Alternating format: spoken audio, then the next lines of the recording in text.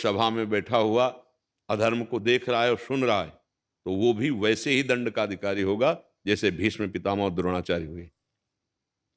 इतने बड़े धर्मात्मा, लेकिन द्रौपदी निर्वस्त्र की जा रही थी, किसी ने भी खड़े होकर नहीं रोका, तो सबकी हालत खराब हो गई। मार मार के गिरवा दिया भगवान ने।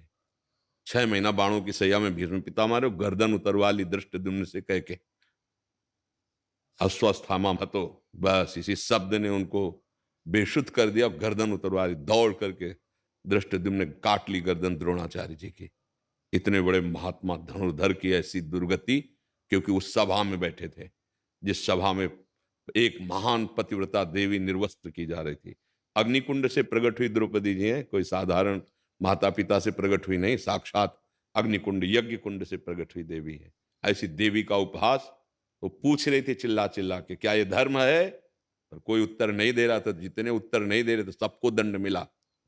पांडवों को दंड मिला 12 वर्ष का वनवास, 1 वर्ष का अज्ञातवास, और कौरवों को दंड मिला कि वंश में कोई नहीं रह गया, सबका विनाश हो गया। ऐसे कैसे किसी का अपमान हो रहा है? तो जहां हमारे संत का, जहां हमारे धर्म का, जहां हमारे राष्ट्र की बात आएगी, वहां फिर या तो हम असमर्थ हैं तो हट जाएंगे कान में अंगुली डाल करके कि शब्द नहीं सुनेंगे, और समर्थ हैं तो हम तुम्हारी जबान बंद करेंगे। कैकेयी जैसी पवित्र मां, जब सुना भरत जी ने कि मेरे लिए राज्य और मेरे बड़े भ्राता प्राणप्रिय राम के लिए 14 वर्ष का वनवास, तो शब्द बदल गए थे भरत जी के। कहा, पापिनी, आज के बाद कभी मां नहीं कहूंगा तुझे, कभी जीवन में तेरा मुख नहीं देखूंगा, और नहीं देखा, ना कभी मां कहा। तब तक पैर छूते रहे विभीषण जी, जब तक सीमा थी। जब सीमा पार हो गई तो स्वयं भगवान की शरण में आके विध्वंस करा दिया रावण का।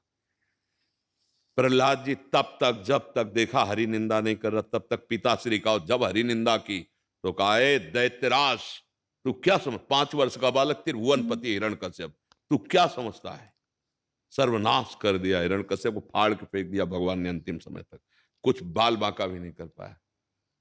तो हम भक्ति मार्ग और भगवत मार्ग या धर्म मार्ग के प्रतीक है, तो बात करने में हिचकना चाहिए। आप हमारे रिश्तेदार हैं, आपका स्वागत है। आप अपने विषय की बात कीजिए, मेरे विषय की बात कीजिए। आप किसी धर्म की या किसी संत महात्मा की या किसी भगवत मार्ग के प्रतीक की निंदा करेंगे, हम आपका स्वागत नहीं कर पाएंगे, हम आपके पास नहीं बैठ पाएंगे। खुली बात।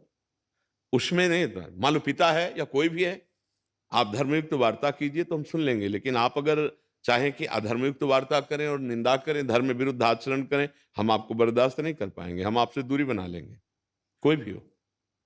देखा ना, दैत्यराज कहकर बात की 5 वर्ष के बालक, दैत्यराज, क्या समझता है ये मति किसी के बहकाने से बहकती है? ये गुरु कृपा से हरि में लग गई। अब तेरी क्या ताकत है कि मुझे हरि से विलग कर सके? क्या क्या नहीं करवाया प्रहलाद जी के साथ, बाल बांका भी नहीं करो। और खंबे से प्रकट होकर भगवान ने फाड़ के फेंक दिया चटाई की तरह।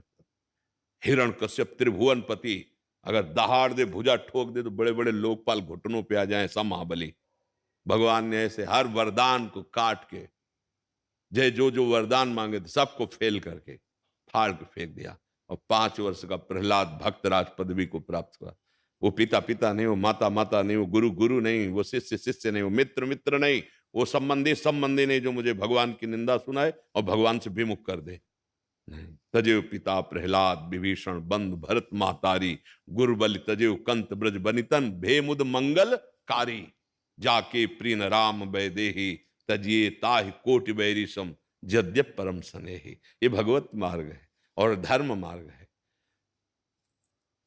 देखिए, समझिए धर्म के स्वरूप को। अंबा ने जब देखा कि भीष्म जी अपहरण करके लाए, अपने साथ ब्याह नहीं करेंगे, वो विचित्र वीर के साथ ब्याह करेंगे, तो उसने कहा, नहीं नहीं, मैं ऐसे पौरुषून राजकुमार के साथ कभी ब्याह नहीं कर सकती, जिसकी ताकत नहीं थी कि काशी में आकर के और मुझे अपहरण करे, उसको मैं नहीं जाऊं। तुमने अपहरण किया या तो तुम स्वीकार करो, नहीं तो मैं साल्व को पहले से चाहती थी। साल्व के पास भेज दिया भीष्म जी ने, उसने वापस कर दिया। तुम्हें जिस समय वीर ने जीता और उस समय मैं हार गया उससे, अब मैं तुम्हें स्वीकार नहीं कर, तुम जीती हुई भीष्म की हो, अब मैं तुझे स्वीकार नहीं कर सकता। फिर भीष्म के पास है, भीष्म ने कहा, कदापि स्वीकार नहीं कर सकता, मेरा दृढ़ व्रत है, मैं अखंड ब्रह्मचारी का नियम लिए हुए हूं।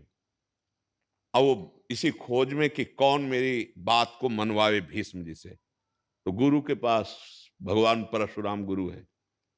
युद्ध विद्या के विशारद भगवान परशुराम जी गुरु हैं भीष्म जी के। तो जब प्रार्थना करी कि भगवान इसमें मेरा क्या दोष है, मैं तो साल्व का ही वर्ण करती, जबरदस्ती उठा लाए भीष्म, और जबरदस्ती लाए बल से।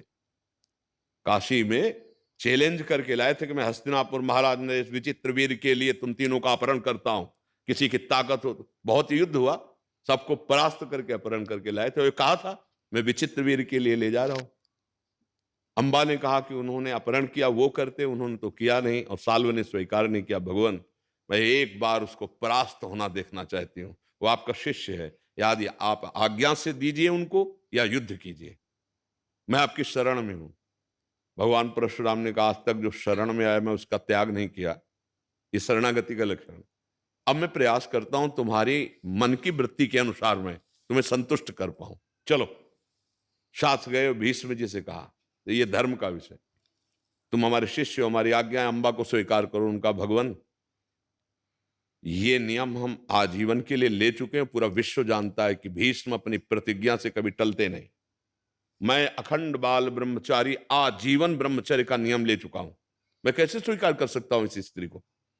तो उनका कि या तो अंबा को स्वीकार करो या मेरे से युद्ध करो। तो उनका स्वीकार है युद्ध आपसे, अंबा को स्वीकार नहीं कर सकता। गुरु हैं, प्रत्यंचा चढ़ाना सिखाया है परशुराम जी ने भीष्म जी को, और ऐसा भयानक युद्ध हुआ, पृथ्वी कांप गई, क्योंकि दोनों महान धनुर्धर गंगा पुत्र भीष्म और भगवान परशुराम जी, आखिरकार एक बाण जिसका परशुराम जी को भी ज्ञान नहीं था, क्योंकि गंगा जी ने बहुत जगह शिक्षा दिलवाई थी।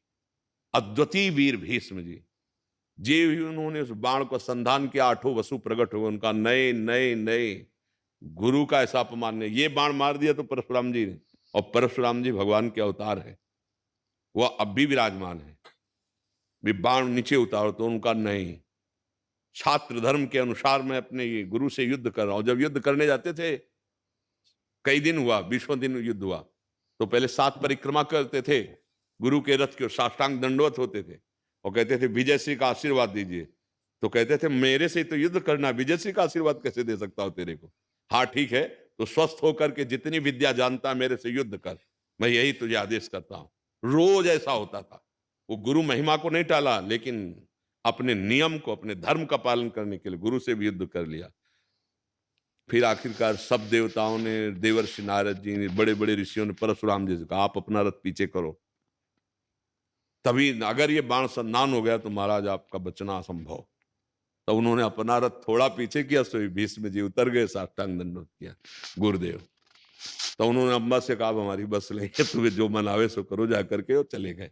ये जो हमने नियम लिया है, जो हमने धर्म लिया है, उसका विरोध अगर कोई करे, वो बात समझ लिए अपने गुरु से। अगर हम धर्म पूर्वक चलेंगे तो हमारे बुजुर्ग या हमारे आसपास के, या तो उनको सुधरना होगा या फिर हमें उनसे दूरी बनानी होगी। क्योंकि अगर कोई हमारे भगवान की निंदा करे, भक्तों की निंदा करे, संतों की निंदा करे, हम उसे सुनेंगे, तुम्हारा अंतःकरण मलिन हो जाएगा और हम भगवत मार्ग से वंचित हो जाएंगे, पक्का है। इसलिए हमें धर्म पूर्वक चलना है। हमें युद्ध नहीं करना, हमें किसी को अपमान नहीं करना, पर हमको ऐसा इतना आदर भी नहीं करना कि कोई हमारे सामने हमारे धर्म की, हमारे भगवान की निंदा करे, हम चुपचाप बैठे सुनते रहे। हम उठ के चल देंगे। अवहेलना है सबसे बड़ी, उठ के चल देना। जैसे हम आपसे बात करें, आप उठ के चल दीजिए, इससे बड़ा कोई अपमान नहीं होगा।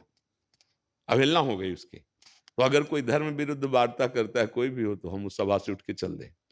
पहला ये बहुत सरल उपाय है, और अगर सामर्थ्य है ज्ञान विज्ञान या आदि आदि, तो आप उसकी जबान बंद कर दीजिए, वो उत्तर दीजिए कि वो मौन को धारण करे, नहीं तो अपना चल देते हैं। समझ पा रहे हैं आप?